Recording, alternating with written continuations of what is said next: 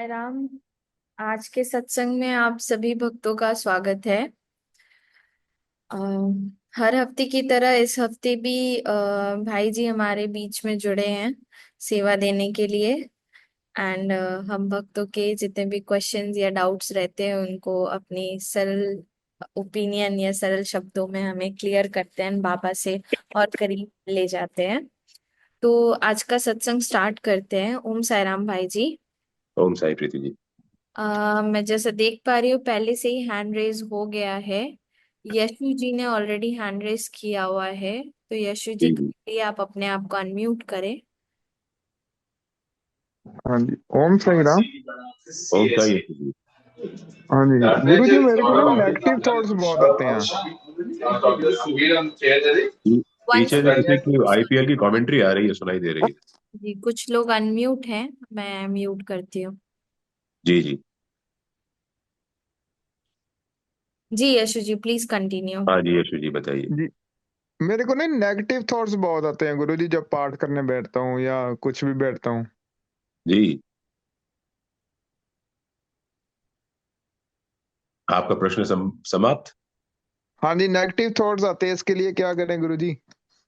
ओम साई, मेरे अंदर बैठे साईं का आपके अंदर बैठे साईं को अभिवादन, अभिनंदन, आलिंगन और नमन। यशु जी, जी। हम लोग जिन चीजों को ज्यादा फीड करते हैं, जिनको हम ज्यादा बल देते हैं, वो चीजें प्रबल हो जाती हैं। हम जी जी। नेगेटिव थॉट्स को अपने दिमाग में उनको फीड करते हैं, उनको हम चारा देते रहते हैं, उनको शक्ति देते रहते हैं। और वही ओके। नेगेटिव थॉट्स घुमड़ के और उमड़ के जब आप ध्यान करने बैठते हैं, पूजन पाठन करने बैठते हैं या सच्चरित्र का पारायण करने बैठते हैं, तो वो लौट करके आप ही के पास आते हैं। ये समझ जी। के चलिए कि ये दुनिया जो है, ये आपका मन जो है, ये एक ऐसी खाई है जहां के किनारे पे आप खड़े होके जो चिल्लाएंगे वो प्रतिध्वनित होकर के आपके पास लौट करके आएगा। एको कहते हैं ना ओके। जिसको हम। तो जितना आप स्वयं के नेगेटिव थॉट्स को बल देंगे, उतना वो आपको आकर के परेशान करेंगे। उनको आप थोड़ा सा हराने की जुगत में लग जाइए, उनको फीड मत करिए, उनको कमजोर कर दीजिए। कमजोर कैसे ठीक। करेंगे? कमजोर करेंगे हम उनको इस बात से, इस वाक्य को दोहरा करके कि बाबा भली कर रहे, हमारे साथ जो कुछ अच्छा हो रहा है वो हमारी मन मर्जी का भले ना हो, लेकिन वो साईं की मर्जी का हो रहा है, और साईं हमारा कभी बुरा होने नहीं देंगे। तो हम ओके गुरु जो जी। तो हम जब जब इस धारणा को मन में बिठा लेंगे, जब हम इस चीज को बल देने लगेंगे, तो नेगेटिव थॉट्स जो है उनको खुराक मिलनी कम हो जाएगी। तो जब उनको खुराक मिलनी कम हो जाएगी तो वो फिर चलने फिरने की स्थिति में नहीं रहेंगे। तो जब बाबा ठीक आपके है। साथ रहेंगे, इस बात को आप हमेशा उनको कहते रहेंगे, तो जाहिर है कि आपके पॉजिटिव थॉट्स जो है वो उनको बल मिलेगा, और आपकी पूजन पाठन के समय वो आपके पास लौट करके वापस आएंगे।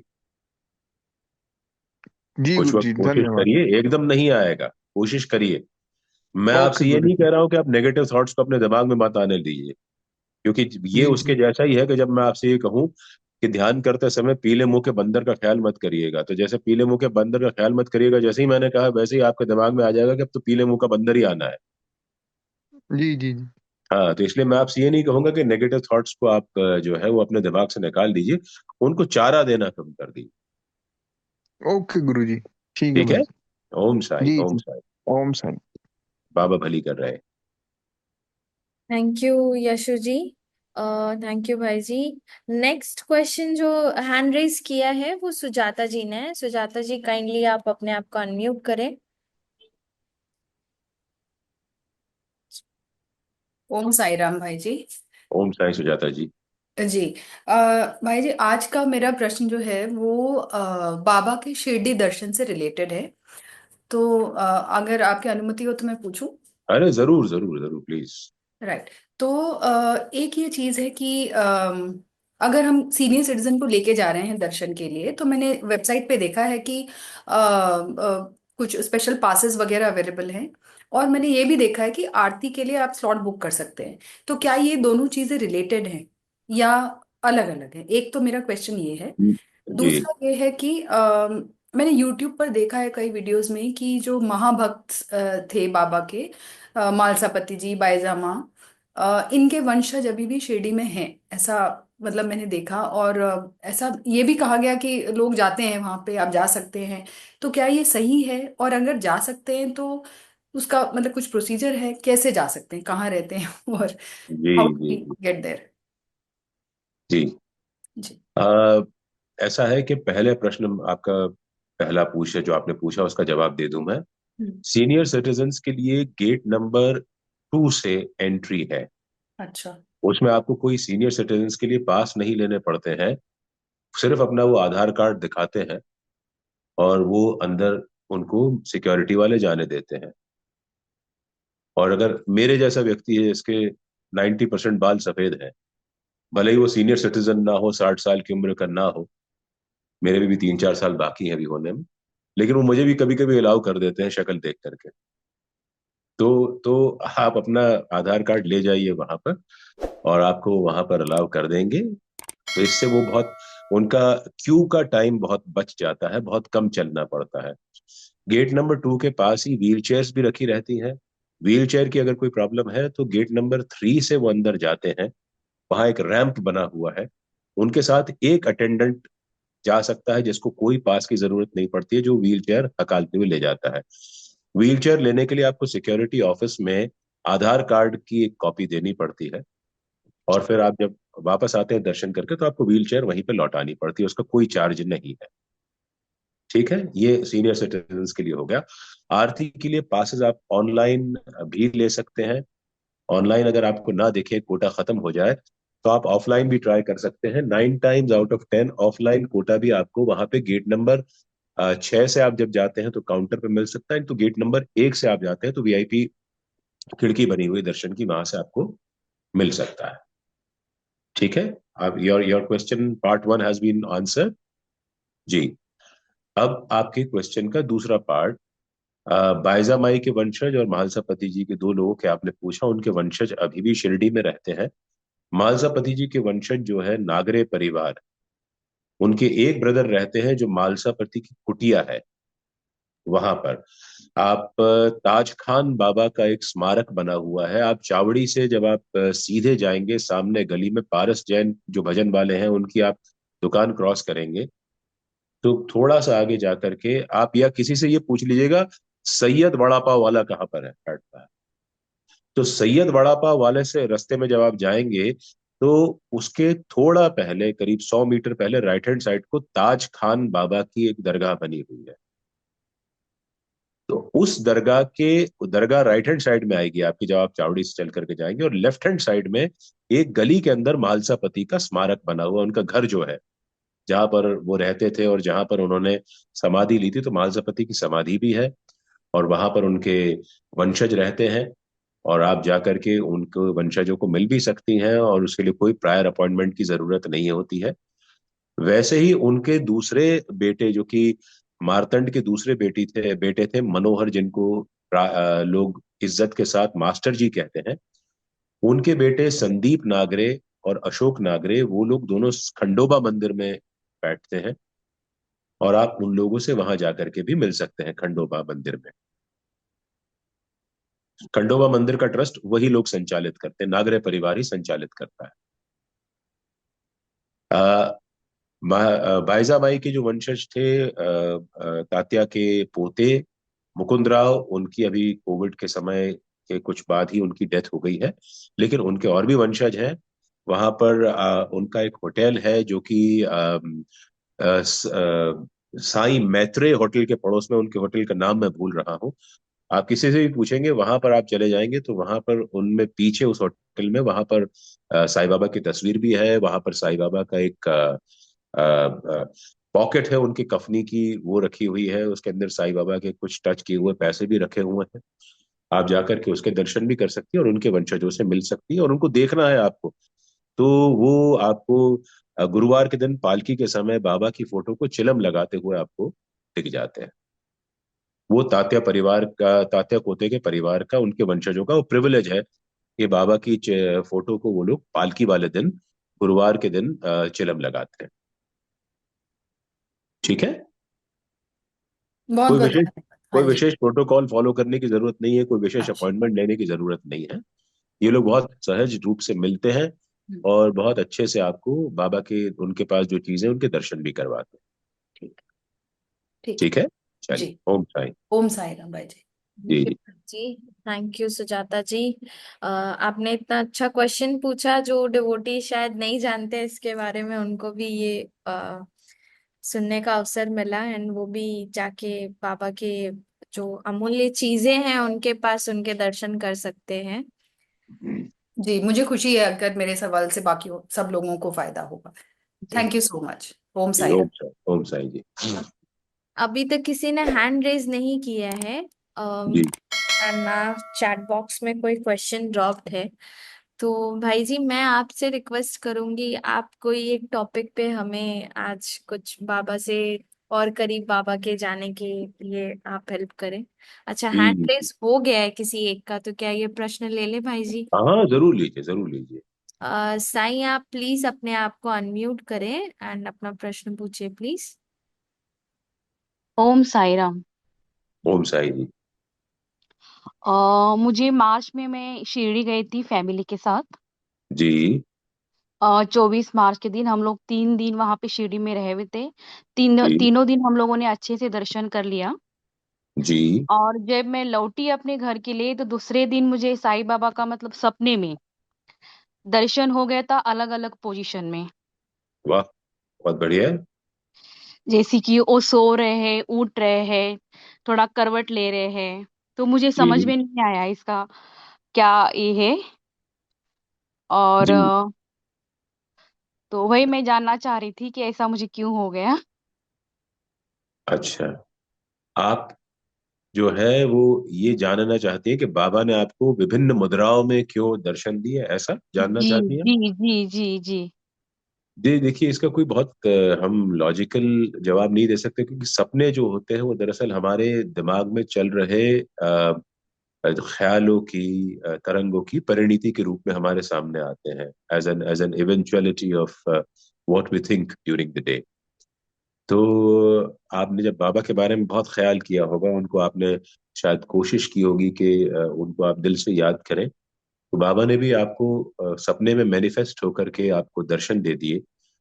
और जाहिर है कि उन्होंने आपको बहुत कंफर्टेबल फील कराने के लिए अलग अलग मुद्राओं में दर्शन दिए, जिससे आप उनके अभी भी होने का एक प्रमाण मान सकती हैं कि मुझे सदा जीवित ही जानो, अनुभव करो, सत्य जी। पहचानो। तो आपको उन्होंने वो अनुभव करवाया है।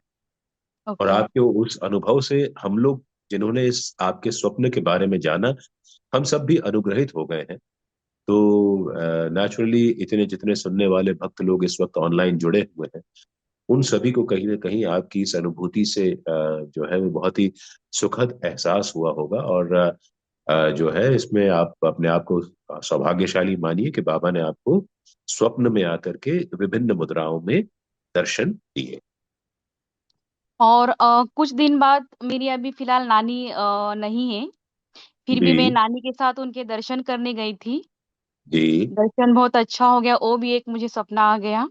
जी और जब जब भी मैं बाबा के भजन या सॉन्ग आरती सुनती हूँ तो मेरे आंखों से अश्रुधारा निकल जाती है। जी। तो अच्छा है ना। आंसू जो है वो भावाभिव्यक्ति है। It is an expression of your intent. तो जब आपके भाव बहुत ही अ, एक एक उस जगह तक पहुंच जाते हैं जहां पर उनको शब्दों में नहीं बांधा जा सकता, तो वो आंसू में परिणत होकर के निकल जाते हैं। तो ये बहुत अच्छी बात है, बहुत अच्छे आपके भाव है बाबा के प्रति। इनको बनाए रखिए। जी। और अभी भी मुझे लगता है कि मुझे और फिर शिरडी जाके मतलब एक होता है ना मन भर के मुझे और दर्शन लेना है। वैसा डेली मुझे लग रहा है कि मुझे फिर से शिरडी जाना है।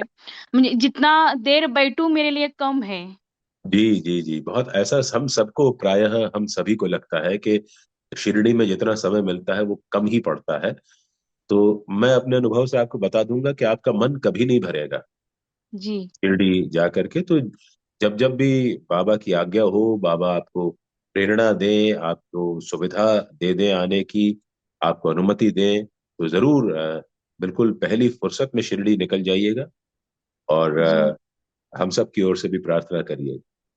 जी। जी। धन्यवाद। ओम साई राम। ओम साईं जी, ओम साईं साईं।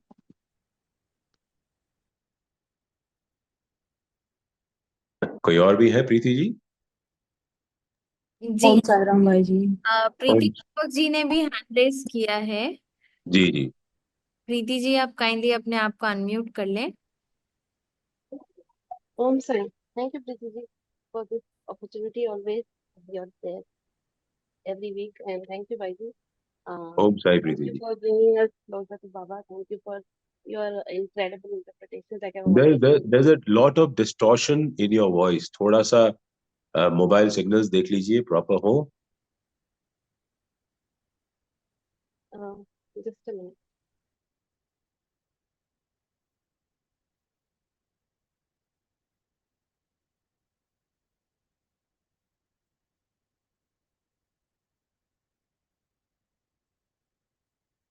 हेलो।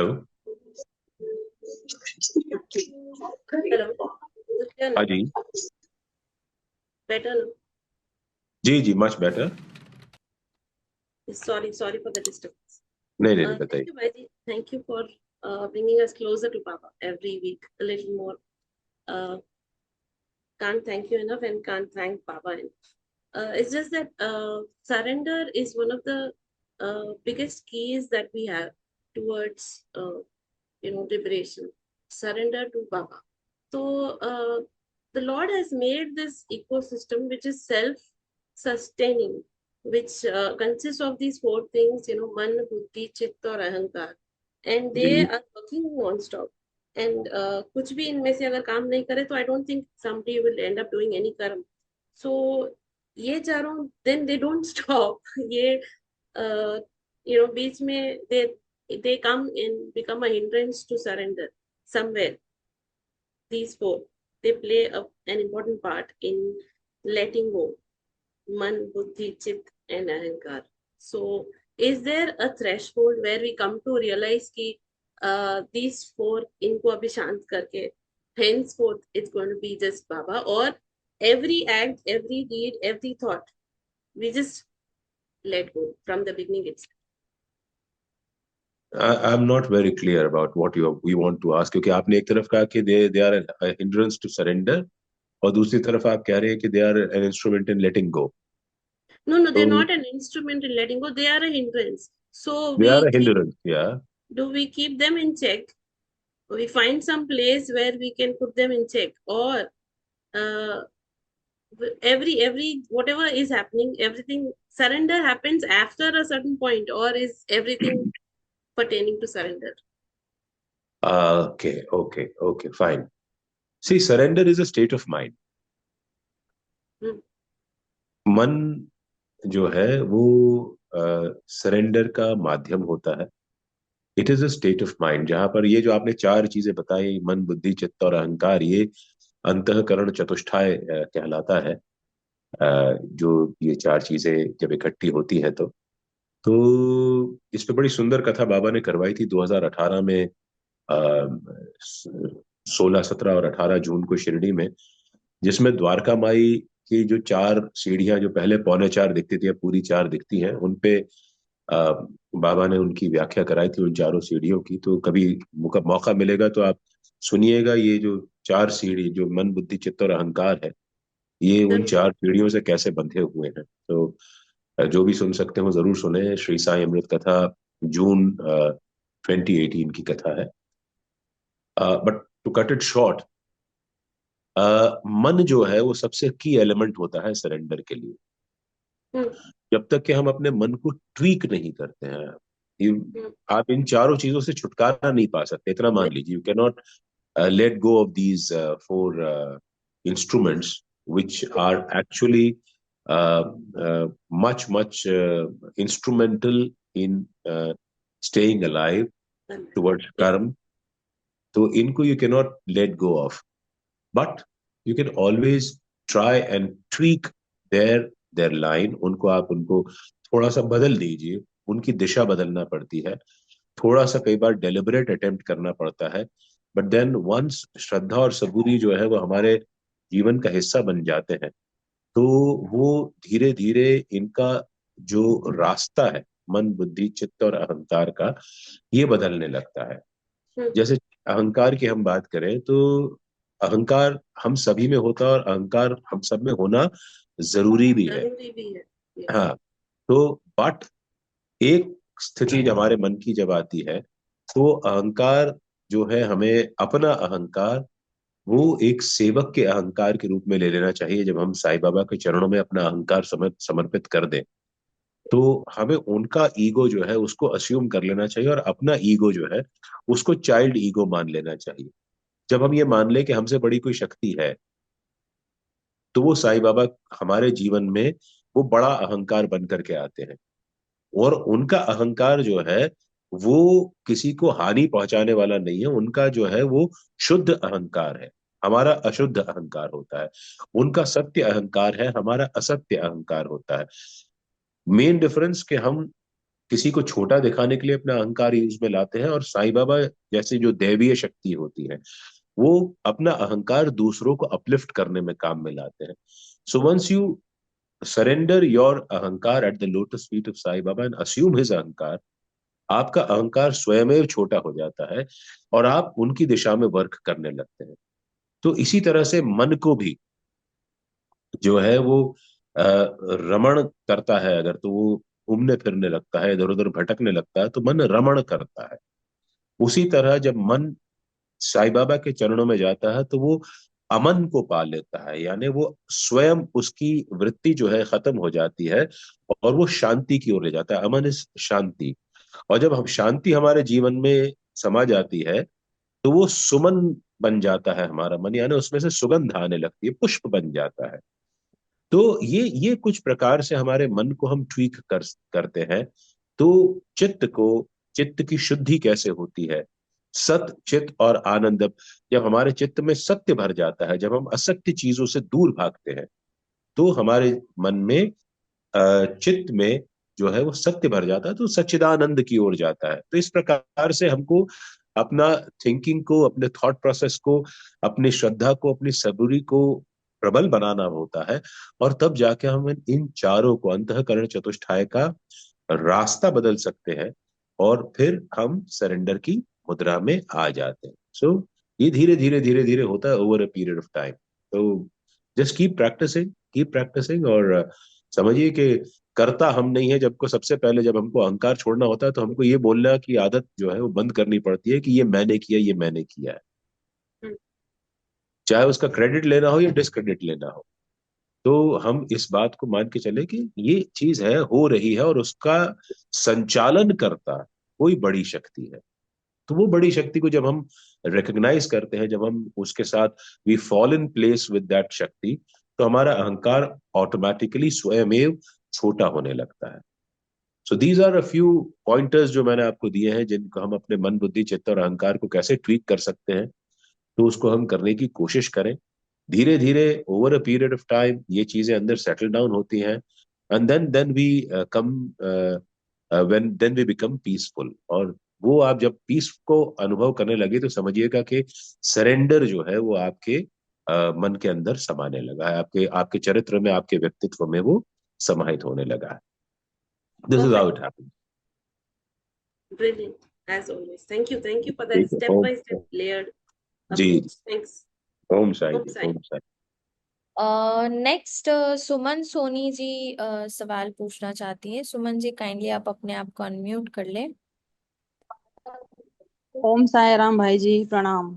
ओम साई। सुमन जी प्रणाम। भाई जी, मेरा प्रश्न ऐसा है कि मतलब मैं काफी दिनों से ये सोच के परेशान हो रही हूँ, जैसे जी कि श्री साईं सचरित्र पढ़ पा रही हूँ, है ना, वो उनका पारायण कर पा रही हूँ, अपनी पूजा पाठ सब कर पा रही हूँ। लेकिन जी ऐसा हो रहा है कि जैसे मैं पहले बहुत सारे वीडियोस देखती थी बाबा से रिलेटेड, वो नहीं देख पा रही हूँ, उसमें कुछ अड़चन आ जाती है। और जी सत्संग में भी मतलब मैं बहुत दिनों बाद जुड़ पा रही हूँ आज। और जी मतलब क्यों इतने अड़ंगे क्यों आते, जबकि बाबा तो हर पल साथ हैं। जी और उनके होने का एहसास भी ऐसा दिलाते हैं कि मतलब मैं थोड़ी सी बात बताऊं क्या? टाइम तो जी नहीं ले सर, रही हूँ ज्यादा। जी जी ली, अभी आपके पास समय है, कर सकती हैं आप बात। जी। तो जैसे कि क्या होता भाई जी कि कोरोना के टाइम में मतलब हंसी भी आ बताते हुए, कोरोना के टाइम में वो गैस का बर्नर था, वो बिल्कुल जो सीम पे रखते ऐसे हो गए थे। तो 1 महीने तक बड़ा मुझे प्रॉब्लम आई। तो एक दिन ऐसे ही जी मैंने मतलब खाना बनाते बनाते बाबा से बोला कि बाबा आपको पता है कोरोना है और ये जी गैस के बर्नर कैसे कौन सुधारेगा, देख लो ना बाबा। मतलब ऐसी बातें करते रहते हैं, पर बाबा के भक्त सभी ऐसे ही होते जी हैं। जी तो आश्चर्यजनक रूप से ऐसा हुआ कि 3-4 दिन में वो बर्नर अपने आप सही हो गया। मुझे जी बड़ा आश्चर्य हुआ। उसकी जो लो थी वो बिल्कुल खत्म थी और वो अपने आप वापस इतने इतने बढ़िया जलने लगे जैसे किसी ने सुधारा हो। जी तो जी अभी जी ऐसा हुआ कि मतलब 4-8 दिन पहले ऐसा हुआ कि वापस गैस के बर्नर एक जो था वो वापस ऐसे ही हो रहा था। तो मैं ऐसे सोच रही थी कि बाबा आपने कितना कैसा किया था ना कोरोना के टाइम में, उस गैस का बर्नर आपने अच्छा कर दिया था, ये भी कर सकते हो क्या? तो भाई जी आप विश्वास नहीं करेंगे, आश्चर्यजनक रूप से 2 या 3 दिन में वो गैस का बर्नर अपने आप सही हो गया। तो बाबा तो अपने साथ हमेशा है, लेकिन ऐसा मतलब मुझे इतना विचलित कर रही है बात कि मैं आप अटेंड जो नहीं है कर वो पा रही हूँ। आप जो है वो तलवार से सुई का काम करवा रही है।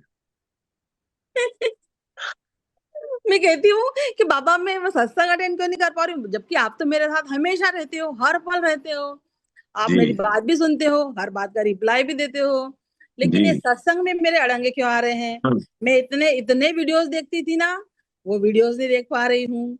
जी तो ऐसा क्यों लगता है कि जैसे कहीं बाबा दूर हो रहे हैं क्या? ऐसा मन में आता है। फिर मैं सोचती हूँ नहीं नहीं बाबा तो हमेशा मेरे साथ में ही तो है।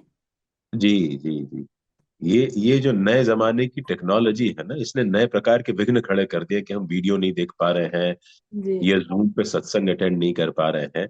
देखिए हाँ जैसे कहीं सत्संग। कुछ कारण हो जाता, कोई आ जाता है, कहीं अपन चले जाते हैं, या फिर जी कहीं नेटवर्क इशू आ जाता है, या फिर मतलब कुछ तो भी मतलब प्रॉब्लम तो आ रही है। तो ठीक है ना, उसमें क्या दिक्कत है? देखिए सत्संग का अर्थ होता है सत्य का संग करना। जी। और सत्य जो है वो हमारे बाबा हैं, हमारे साईं हैं, हमारे आराध्य हैं, जिनको हम मानते हैं उनको हम मान ले तो वो सत्य है। हम्म। जो कभी भी झूठ नहीं होता वो सत्य होता है, जो निरंतर होता है वो सत्य होता है, जो निरंतर नहीं होता वो अनित्य होता है, वो झूठ होता है। जी। साईं शाश्वत है, सत्य है, हमेशा है। और उनकी उपस्थिति का एहसास हमें यदि लगातार हो रहा है तो हम सत्य के संग में वैसे भी हैं, तो हम सत्संग में अपने आप हैं।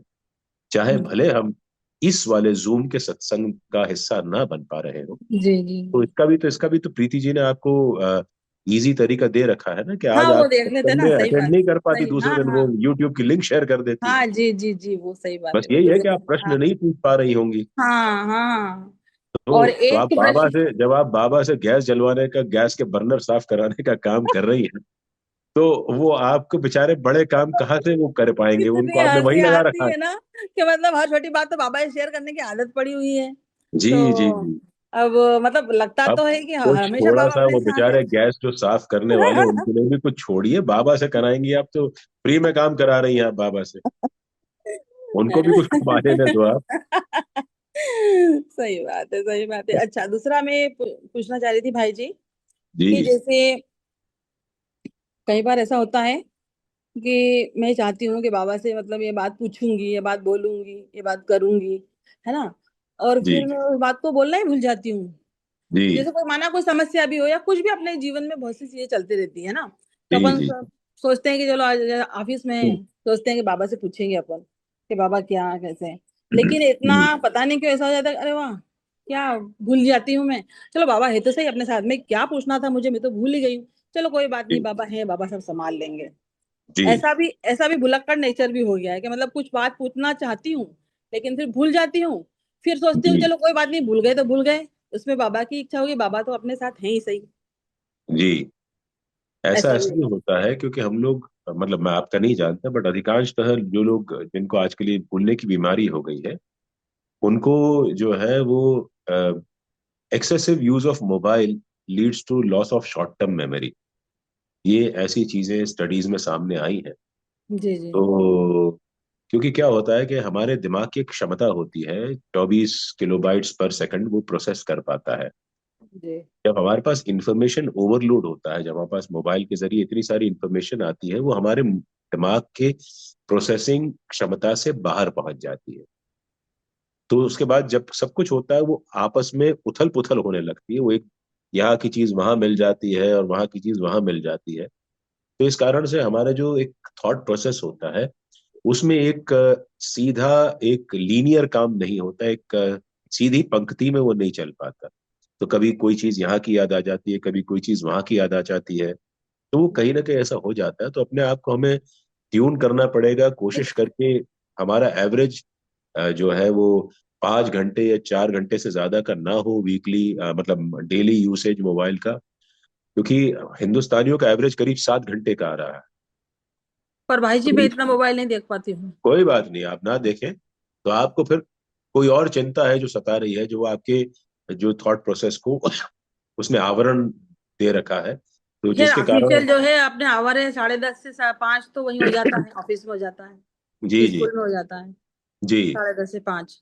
जी जी। तो आपको कोई और चिंता सता रही है जो आपके थॉट चिंता तो प्रोसेस को। नहीं है, चिंता से भरा दिल बाबा को दे दिया है। बस तो बात खत्म हो गई, फिर तो क्या, फिर उम्र का ही तकाजा कह सकता हूँ मैं, शायद यही हो। जी। अभी जी। इतनी उम्र भी नहीं हुई है भाई जी, ठीक है, पर हो तो फिर सकता है। फिर फिर फिर किसी मनोचिकित्सक को दिखा लीजिए, वो ज्यादा बेटर होगा। अच्छा। ओम नहीं साई। नहीं, और कुछ नहीं होता। कई बार ऐसा हो जाता है कि हमारे विचारों में लीक नहीं बन पाती, चीजें छूट जाती हैं और फिर वो दोबारा ठीक हो जाता है। ये बहुत साधारण सी प्रक्रिया है, क्योंकि कई बार हम किसी कमरे में जाते हैं, हम चश्मा ही भूल जाते हैं हमने कहाँ रखा है। तो ये कोई बहुत बहुत बहुत बड़ी चीजें नहीं है। कई बार छोटी छोटी चीजें होती है, बेध्यानी में हो जाती है। हम लोग रूटीन में काम करते ध्यान नहीं रखते हैं। तो वैसे ही चीजों का भी होता है। क्योंकि आपके मन में बड़ा भाव ये है ना कि आपने बाबा को सब कुछ सौंप रखा है, तो आप वो छोटी छोटी चीजें करना, उनसे करना भूल जाती हैं, और एक और उससे छोटे काम करा लेती है कि बर्नर साफ कर दो, चलो चल के दौड़ो। वो मैंने आपको इसलिए बताया कि मतलब बाबा तो हमेशा साथ में है ही। नहीं नहीं, हम सब कहने। कराते हैं, आप अकेली नहीं है, हम सब भी इस तरह के काम कराते रहते हैं उनसे, आप बिल्कुल चिंता मत करिए। ठीक है। हाँ जी, ओम साई चलिए। राम। ओम साई, ओम साई। प्रीति जी, अगला कोई क्वेश्चन है? हमारे पास है 5-7 अभी मिनट है। बैक टू बैक बहुत सारे क्वेश्चंस हैं भाई जी। जी जी, बताइए बताइए। सुनंदा जी, आपने हैंड रेस किया था। सुनंदा जी का भी क्वेश्चन बहुत सिमिलर है यशु जी से, कि जी। ध्यान में बैठती हूँ लेकिन ध्यान नहीं लगता है। बस बस आप कल जब प्रीति जी इस आज के सत्संग की यूट्यूब लिंक शेयर करेंगी, तो आप यशु जी के प्रश्न का उत्तर सुन लीजिएगा। यदि आपको संतोष ना हो तो बाबा ने चाहा हम अगले गुरुवार मिलेंगे, तब सत्संग में इस पर दोबारा से चर्चा कर लेंगे। ओम सरम सर जी, और एक बात बोलना था सर जी। जी बोलिए बोलिए, ओम साई जी। हाँ, सर मैं तो बाबा को बहुत बचपन से मानती हूँ। जी। अगर मेरे साथ कुछ गलत होता है तो मैं सोचती हूँ कि मैं गुस्सा नहीं करूंगी, लेकिन मैं बाबा को बोलती हूँ गुस्सा मत आए, लेकिन कुछ गलत होने से मैं गुस्सा कर देती हूँ। तो मुझे वो एक गुस्सा को कंट्रोल करना है सर जी। अरे आप बहुत अच्छा करती है, गुस्सा कर लेती है, कर लेना चाहिए कभी कभी, सिस्टम में नहीं रखना चाहिए। लेकिन गुस्सा जो है ना, बहुत उसका एक उसकी विशेषता ये होती है, जब हम निकालें तो अपने से कमजोर पे ना निकालें कभी भी गुस्सा। नहीं नहीं, मेरे साथ जो गलत होता है उनके ऊपर ही गुस्सा आ जाता है सर जी। जो सच्ची तो बात है मैं बोल देती हूँ, उसके बाद मेरे साथ बहुत ज्यादा प्रॉब्लम होता है। उसके बाद आपका प्रॉब्लम होता है ना। देखिए, दुनिया में सच्ची बात कोई सुनना नहीं चाहता है। आप जाहिर है कि जो आपको गुस्सा दिलाते होंगे वो कुछ तो भी बात करते होंगे, और जब आप उनको उनकी कमियां दिखाती होंगी, उनके और इंगित करती होंगी, तो उनको जाहिर है आप पे और ज्यादा गुस्सा आता होगा, और आपको और ताने देते होंगे या कोई भी बात करते हो। तो बेटर है कि अगर उन्होंने कुछ गलत कर दिया है, तो यदि हम सहन कर पाए ठीक है, नहीं तो उनके रास्ते से अलग हट जाए, और उनको करने दे। कब तक करेंगे गलत काम वो लोग? करने दीजिए उनको। सर सर है ना। और जब बाबा हमारे साथ है, तो फिर हमें किसी प्रकार की भड़ास निकालने की या चिंता करने की जरूरत नहीं है, बदला लेने की भी जरूरत नहीं है, क्योंकि उनके कर्म वो बिगाड़ रहे हैं, उसकी भरपाई उन्हें करना पड़ेगी।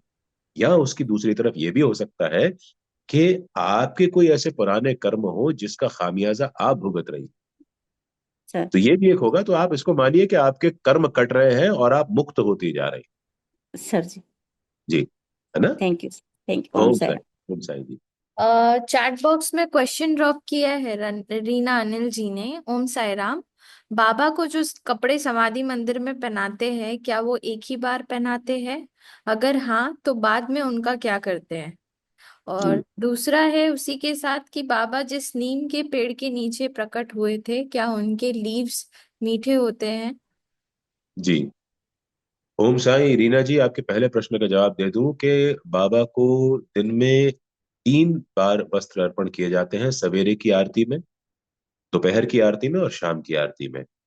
ये भक्तों द्वारा जो है उनको अर्पित किए जाते हैं। आप इसकी सहज प्रक्रिया मैं बता दूं आपको कि आप इन वस्त्रों को ले जाएं पहले और बाबा की समाधि से छुआएं।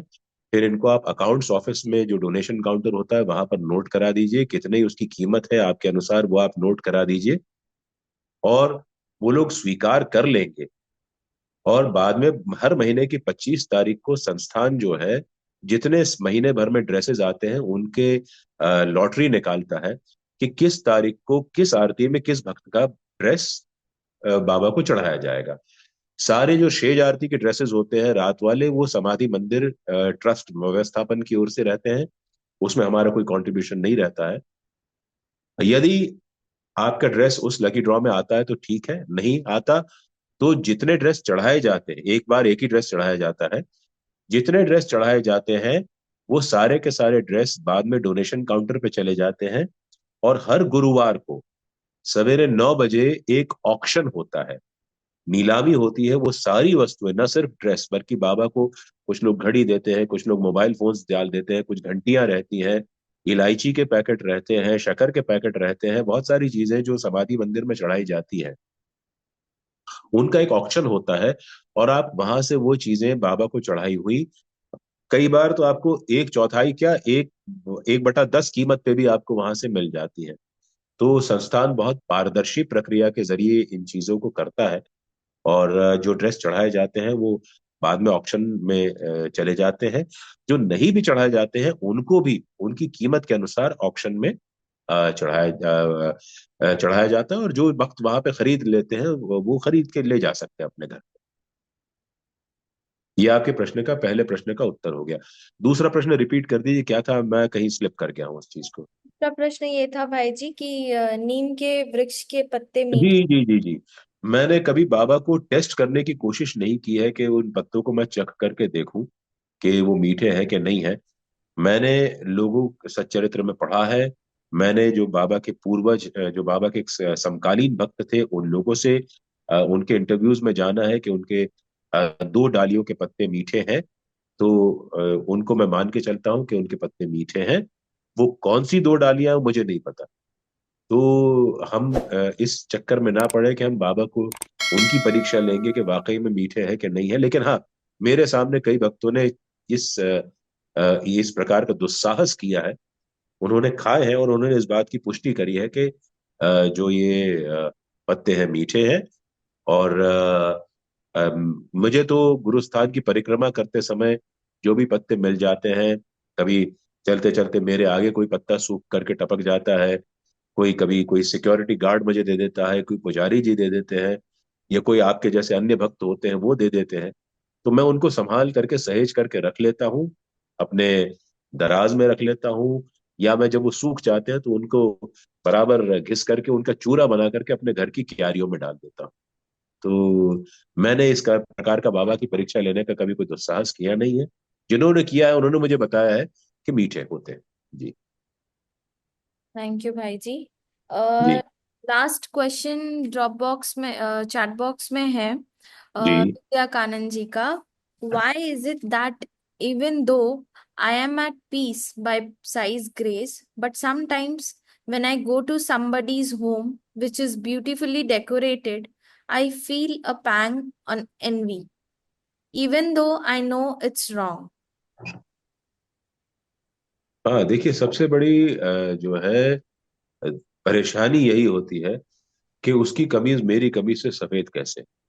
ये जो है ये हमारे जीवन की सबसे बड़ी दुविधा होती है। हम कंपैरिजन करते हैं, हमको सब कुछ है, शांति है, उसके बाद भी हम कहते हैं यार उसका मतलब आमतौर पे पतियों को लगता है कि किसी और की पत्नी ज्यादा अच्छी है, पत्नियों को लगता है किसी और का पति ज्यादा अच्छा है, ज्यादा कमाता है, किसी की गाड़ी ज्यादा बड़ी है, किसी के बच्चे ज्यादा तमीजदार हैं, किसी के बच्चे ज्यादा मार्क्स ले आते हैं, किसी के घर ज्यादा ब्यूटीफुल है। तो यदि जब हम कंपेयर करते हैं तो कहीं ना कहीं किसी न किसी चीज में हम लोग पीछे पड़ जाते हैं। तो हम अपने आप को कंपेयर ना करें, उसका उसके साथ, मेरा मेरे साथ। और मैं आपको एक बात बता दूं कि साईं की जब कृपा बरसती है तो हमें अपनी किस्मत से ज्यादा मिल ही जाता है। हमें बराबर उन पे श्रद्धा रखनी चाहिए। और मैं अपने अनुभव से आपको बता सकता हूं कि अ, किसी का अच्छा देख करके कभी जलन नहीं करनी चाहिए। और जब आप किसी के बारे में अच्छा ही सोचते हैं तो वो अच्छी सोच वापस आप तक आती है और आपको बहुत सारा फायदा दे करके जाती है। तो कभी किसी का बुरा ना सोचें, अपने आप को कभी कम ना समझें। बाबा की राह पर चलते जाइए, श्रद्धा रखिए, सब्र रखिए। जो कुछ आप चाहते हैं और वो जो बाबा आपको देना चाहते हैं, वो दोनों में बहुत फर्क होता है। बाबा आपको देना कुछ और चाहते हैं, आप मांगना कुछ और चाहते हैं। तो वो आपको समंदर देना चाहते हैं, आप एक कतरा मांग करके खुश हो जाते हैं। तो बेटर है कि आप उनकी राह पर चलते जाइए, किसी और से कंपेयर मत करिए। हो सकता है जिस का ब्यूटीफुल घर आप देख रही हो, उससे ज्यादा ब्यूटीफुल घर बाबा ने आपके लिए सोच के रखा हो, वो आपको मिल सकता है। तो शांत रहिए और सबके लिए अच्छा सोचिए। ये जो है वो आपको बाबा के और करीब ले जाए। थैंक यू भाई जी। अगर आपकी इजाजत हो तो एक लास्ट प्रश्न आया है चैट बॉक्स में, अगर आप। देखिए, रिंग मास्टर आप है, आपको जो निर्णय लेना आप ले सकती हैं। मेरे पास, मैंने आपको बोला था कि 45 मिनट का समय हम रखेंगे और 5 1 मिनट आगे पीछे होंगे तो मुझे प्रॉब्लम नहीं। जी, तो ये क्वेश्चन एक लास्ट लेते हैं। जी। एके जी का है, साईराम भाई जी, हाउ जी। Do I forgive someone who only has ill will against me? A closest relative has turned to dark practices to break my marriage. I am holding on to Baba to keep my marriage from falling apart. Baba sees everything. Why did he let someone so evil succeed in their motive? Has he already succeeded? आपने कहा ना कि अभी तो बाबा ने आपकी marriage को intact करके रखा हुआ है। देखिए, इलविल रखने वाले बहुत लोग होते हैं, मेरे जीवन में मैंने ये चीज देखी है कि जब भी आप तरक्की करते हैं, जब आप प्रगति करते हैं, आपने किसी का कुछ भी बुरा ना किया हो तो भी लोग आपसे जलते हैं। हाँ, my marriage is intact but is in shambles. तो आप क्या है कि किसी के मुझे लगता है कि आपको लगता है कोई जादू टोना टोटका कर रखा है आपकी बात से, अगर जो मैं अगर सही समझ पाया हूँ कि उन्होंने कोई ऐसा अनुष्ठान कराया होगा जिससे आपकी marriage is in shambles. But अगर किसी की आपके बुरा करने में इतनी शक्ति है कि किसी का अनुष्ठान करने से, कोई तंत्र मंत्र जंत्र करने से, टोना टोटका करने से आपका बुरा हो सकता है, तो मैं आपको यकीन दिलाता हूं कि मेरे साईं में उससे ज्यादा शक्ति है कि वो आपका कुछ भी बुरा होने से रोक सकते हैं। और उनकी शक्ति तो इतनी है कि किसी ने यदि आपका बुरा चाहा तो पलट करके उस व्यक्ति पर ही वापस चला जाएगा। तो आप अच्छे बने रहिए, कोशिश करिए। यदि आप किसी जो आपको इलविल रखता है उसके साथ आप अच्छे नहीं बने रह सकते तो कोई बात नहीं है, बुरी बात नहीं है। आप उनको, उनके रास्ते से अलग हट जाइए, उनके प्रति आप एक दूसरा रास्ता एक अपना लीजिए जहां पे वो बीच में ना आते हो, तो बेटर होगा। बाकी मुझे नहीं लगता कि बाबा की शक्ति इतनी क्षीण है कि वो अपने भक्तों का बुरा होने देंगे। आपकी मैरिज शैम्बल्स में होगी, उसके बहुत सारे कारण हो भी सकते हैं, मैं इस पे जजमेंट देने वाला व्यक्ति नहीं हूँ। बट कभी इंट्रोस्पेक्ट करिए अपने पार्टनर के साथ बैठ करके कि बातचीत करने से शायद बहुत सारी चीजों का हल निकल जाता है। और जब आप बातचीत करेंगे और साईं का भाव मन में लेकर के बातचीत करेंगे तो मुझे लगता नहीं है कि आपकी मैरिज पे किसी प्रकार की कोई कुदृष्टि कोई भी नुकसान पहुंचा सकती है। कोशिश करते रहिए हमेशा। बहुत सारी बातें हमें हिम्मत रखनी पड़ती है, बहुत जीवन में सेम्बलेंस बना करके चलना पड़ता है, और हमें बहुत खुले मन से बहुत सारी बातों को स्वीकार भी करना पड़ता है जब हम किसी बुरे दौर से गुजर रहे होते हैं। बुरा दौर आता है, प्रारब्ध के प्रभाववश आता है। और कोई यदि आपका बुरा करना चाह रहा है तो ये हमेशा भाव मन में रखिए कि जो बुरा करना चाह रहा है उसके विपरीत साईं आपका भला करने बैठे हैं, आपको सुरक्षा देने बैठे हैं। और आपको उसके लिए अपनी मेहनत जरूर करनी पड़ेगी। आपको एक एक रास्ता ढूंढने का प्रयास करना पड़ेगा। रास्ते साईं दिखाते जाएंगे, बट आप उस रास्ते पर चलते जाइए। तो जब आप ये करेंगे तो बहुत सारी बातें जो है वो सुलझने लगेंगी। मेरी शुभकामनाएं आपके साथ हैं कि आपको बाबा हर बुरी नजर से बचाए, आपके घर परिवार को सुखी रखे, समृद्ध रखे। और मैं बाबा से यही प्रार्थना करता थैंक यू भाई जी। हूँ जी। थैंक यू सो भाई मच। जी, मैं एक प्रश्न पूछना चाह रही थी। जैसे आपने अभी बताया नीम की पत्तियों का, तो जी जैसे हम लोगों ने तो नीम की पत्तियां ग्रहण इस पर्पज से करी है कि हमारे सारे विकार दूर हो जाएं करके, क्योंकि उसी जी साइंस चरित्र में 5th वाले चैप्टर में बताया गया है जैसे जी बीमारियां हैं या कुछ भी है, तो जी हमने तो उन्हें ग्रहण किया है, तो वो जी। कर सकते हैं ना? हाँ हाँ, करिए करिए, मैंने बिल्कुल मना नहीं किया आपको कुछ। आपको मैंने कहा ना, मेरे साथ के कुछ लोगों ने खा ली है तो खाई उन्होंने। आप भी खाइए, कोई जी। प्रॉब्लम नहीं है। बाबा का प्रसाद ही तो है। हाँ हाँ, हम लोग तो सारे वही बांट करके खा लेते हैं। जी जी जी, बिल्कुल। कोई कोई दिक्कत नहीं है उसमें। जी। ओम साई राम। बस अब किसी बर्नर को साफ करने वाले को जरूर बुला लीजिएगा। अब तो हो गया, बढ़िया, ओके। चलिए ठीक है। Om Sai. Om thank Sai. You. Preeti ji, I I hope जी। We can call it a day, या कोई और प्रश्न बचा है? एक आप अगर इस पे थोड़ा आप, नजर डाले, एक जस्ट एक अपील है यहाँ पे राधिका बोनाला जी का, जो बाकी लोगों के लिए भी इंसाइटफुल होगा।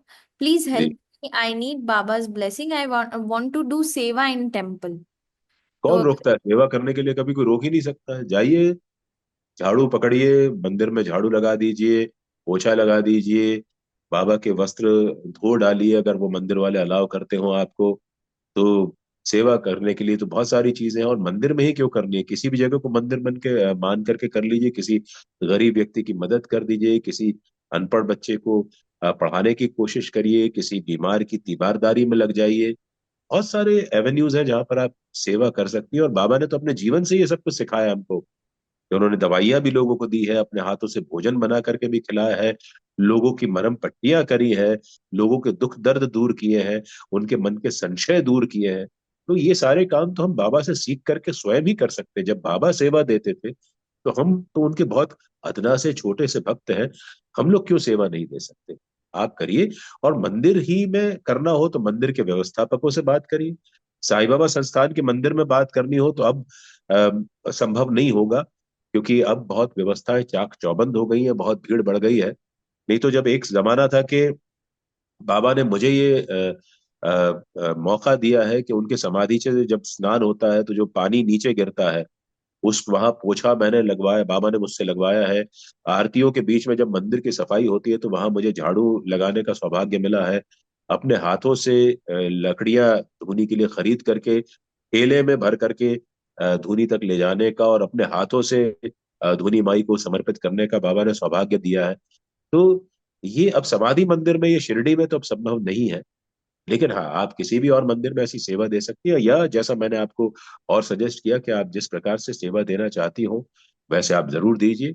और सेवा देते समय कोशिश करिए कि मन में अहंकार ना आए कि ये मैंने कर दिया, ये किसी के लिए मैंने ये कर दिया। क्योंकि अहंकार लाने से सेवा का भाव कम हो जाता है, उसका उसका उसका मूल्य कम हो जाता है। तो कोशिश करिएगा कि कर्ता साई को ही माने, और अपने आप को केवल एक छोटा सा जरिया माने, और जरिया अगर बाबा आपको बनाते हैं तो अपने आप को सौभाग्यशाली समझे। थैंक यू भाई जी। Thank you so much. आप हर हफ्ते हमारे प्रश्नों के जवाब देते हैं patiently. Thank you so much. Om Sai, Om Sai. Thank you very much. सभी भक्तों को ओम साई। बाबा भली कर रहे हैं।